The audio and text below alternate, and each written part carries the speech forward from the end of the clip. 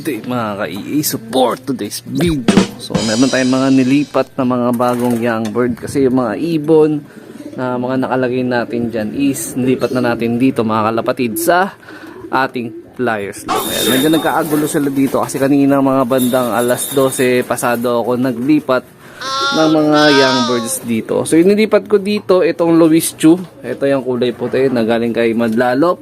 Na nung pagkakuha ko nung nakaraan medyo mahina pang kumain, so tinutukan muna natin ng konting pot-pot tapos sinabay natin sa mga iba nating winalay na young bird na kaidaran niya, which is yung mismong katabi niya. Isin yung lahi no Imbrek cross doon kay Japan Dagit. Ayan. So yung next mate niya na ibigay na natin sa isa sa solid supporter natin nung nakaraan. Nakita niya naman siguro sa post natin sa ating Facebook page. So sa ngayon, etong naiwan, siguro ililipad ko na lang ng norte kasi kinapos ako ng ibon. So yun, meron naman tayo nabigyan. So sa susunod ulit, pag meron ulit bakante na available na ibon na ipamimigay sa solid supporter, magre-reserva tayo ng kahit isa ulit. Tapos dito sa baba, eto, mga kasabayan niya rin yan. Eto, yan dalawa tsaka ito. Ito is yung Jelly Dilemma cross dun sa stop band rate natin na gagamitin pa rin natin sa norte. Ayan mga kalapads. Medyo inangal-ngal siya kasi siya yung nandito nabubuli. Etong dalawa medyo matalino kasi nagsama sila sa isang pwesto. Kaya hindi sila nagambala. Eto kasi panay ang nito panay ikot dito. Kaya ayan. Ewan kung sino dito yun ng sa kanya. Ng Google. Ito ata yung African Black Eagle ata Hindi ako sigurado.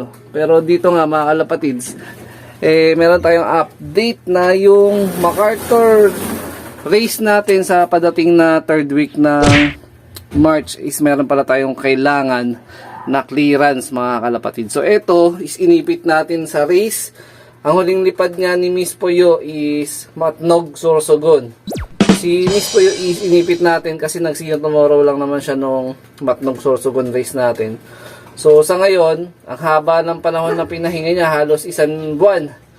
Pero eto nga yung naging update. So na may mga nakita akong post regarding dyan sa MacArthur.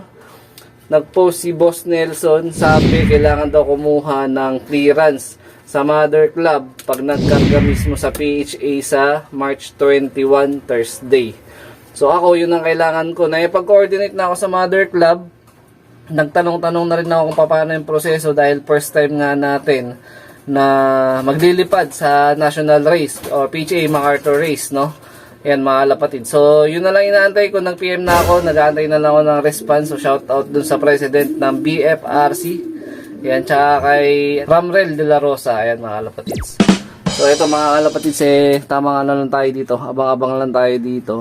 So bukas meron na naman tayong panibagong training. So nung nakaraan, nag-itlog siya, tapos binonitor natin hanggang sa magkaroon ng similya.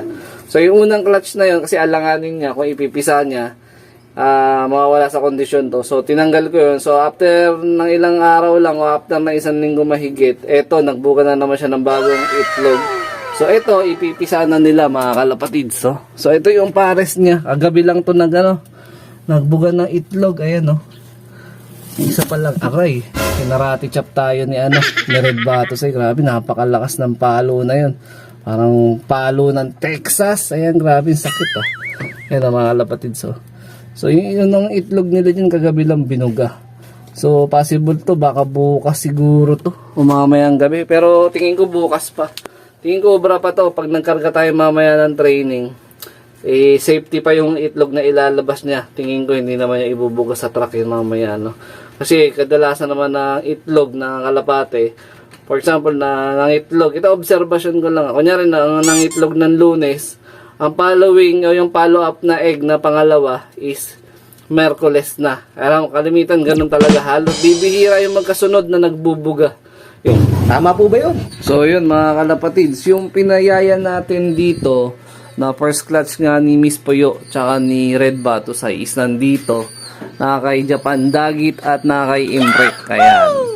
So yung isang pinakita ko doon na young bird na parang white top blue bar, rektang anak na nila yun. Ayan. So possible ito mapipisa na to sa Sunday. Ayan. So, parehas to may similya. Ito, isisingsingan natin parehas ng pang south natin.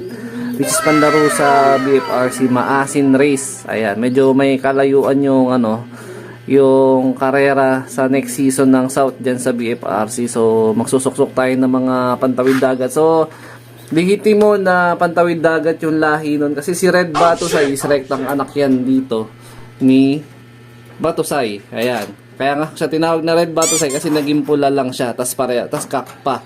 Ayan. Si Red Batusay is full sibling yun nung kinarera natin nung nakaraang south na si Mina to. Ayan. Hindi lang tayo pinalad ng last lap. Pinapos lang tayo sa Javier Leyte na wala siya nun. Pero Katmalogan Daybird yung pinaka race result niya. Tapos yung kanina na ginugulo nga na pinakita ko sa inyo na young bird na nandun sa Flyers Love. Ito yung parent.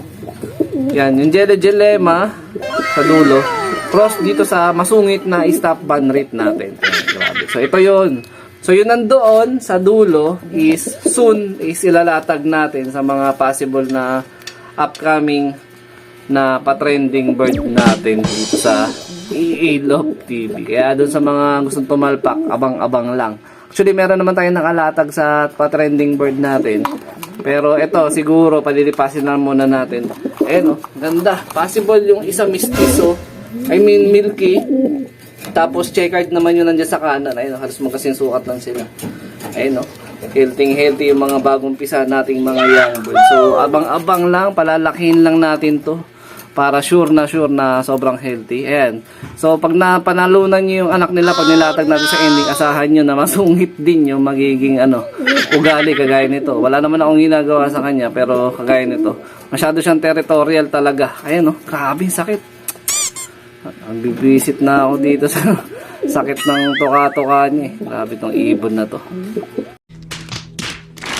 Kompleto sa Team South natin by next season. So meron akong 7 na club ring na kailangan suksukan nun. Pero magkakaroon din tayo ng na mga naka-commercial ring na susuksukan na additional pang South, no? So target ko siguro mga 12 pieces o 10 pieces ng Team South ang bubuuin natin.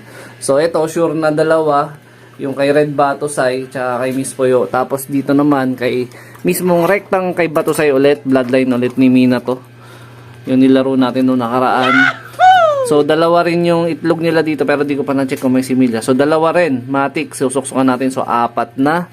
Tapos dito naman sa katabi is yung rektang tatay ni Batusay tsaka ni Saber, yung mga finisher natin ng mga tawid dagat. So ito is pang one low price natin tsaka panlatag natin sa patrending bird sa susunod na latag. Actually meron akong post dyan sa Facebook page pero ito yung susunod. Ayan, ina-out ko to nung nakaraan kaya lang walang makasundo sa pag-out natin. So may nag-suggest na ilatag na lang daw sa patrending bird. So masusunod. Ayan, ilalatag natin to sa patrending bird. So yung susunod nila na clutch, doon ako kukuha ulit. Possible sana dalawa magkaroon ng similya. Dalawa ulit ang susuksukan natin dito. So meron na tayo dito na possible na lahi. Tagdadalawa sila. Tapos may maiwan pa akong isa na club ring natin. Dito ko naman isusuksok sa bloodline pa rin ni Sir Dennis Palma. Cross dito sa Jersey. So kompleto na yung 7 na plano ko na susuksukan ng club ring ng BF. Tapos dun sa mga other commercial ring na susuksukan natin is possible tagi-isa. Isa dito sa Viberman, sa African Black Eagle ulit. Ayan, tapos possible dito. Ito, nahanapan ko na lang to ng kapares kasi wala pa akong pamares dito. Ito is blood related pa rin to dun sa binutugoke natin na si Weapon. Ayan. So,